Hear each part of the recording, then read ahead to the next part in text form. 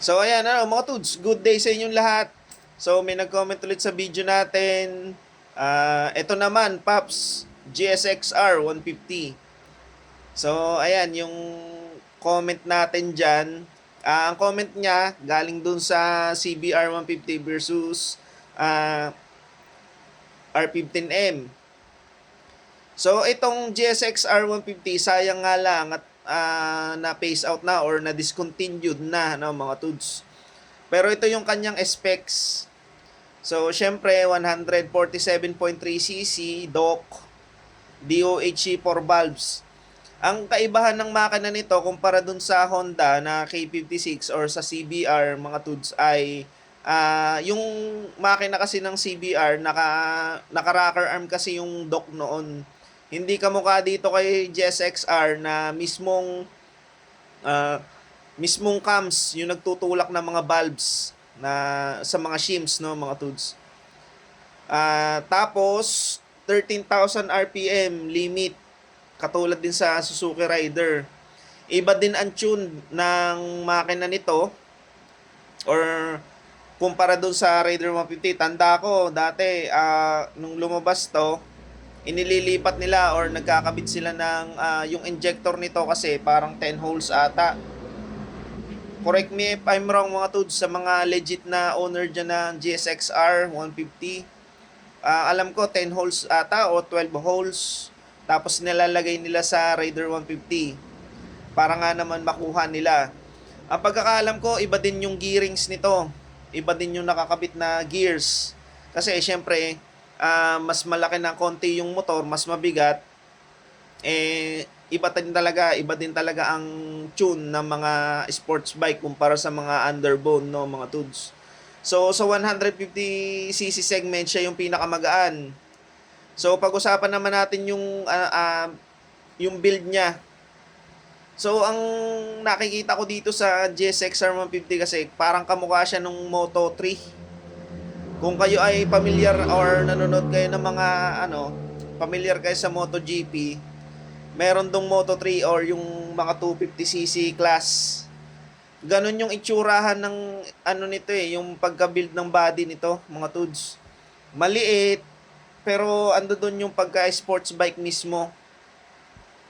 Nakatago mismo, malaking windscreen, kahit hindi mo na-upgrade ng windscreen, manipis. Tapos, ang maganda features nito, kumpara sa nabanggit na dalawa, ay nakakilis na ito, mga tuds.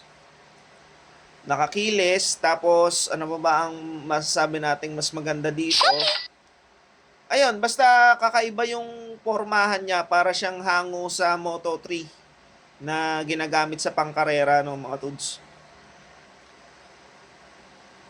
So kaya lang naman siguro nakikita ko dito, siguro kaya na phase out kasi natalo sa sales ng ng R15. Aminin man natin, pinakamalakas na bumenta talaga yung R15. Kitang-kita naman sa forma, kahit naman ako dati na pinagpilian ko Honda fanboy talaga, yun, napapunta ako CBR. Pero kung tutusin, pinakamalupit talaga sa tatlong yan ay R15.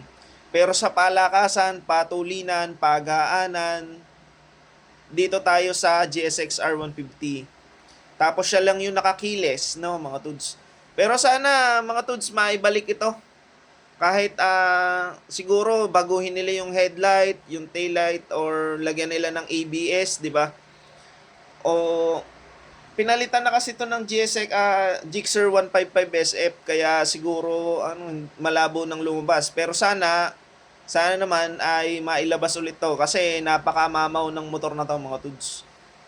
Panghagadan kahit nga ang mga katapat na kasi nito sa patulinan, yung mga RC200 na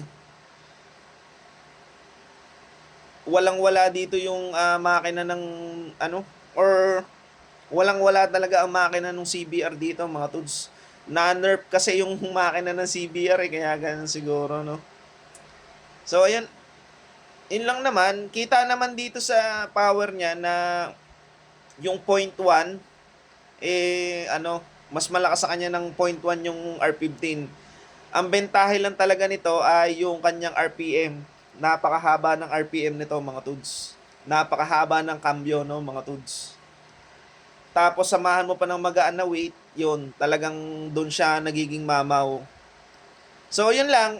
Comment kayo mga tuds kung ano pa yung gusto nyong i-review natin sa ating channel or sa ating page. So, ayan. Ride safe always. Comment lang.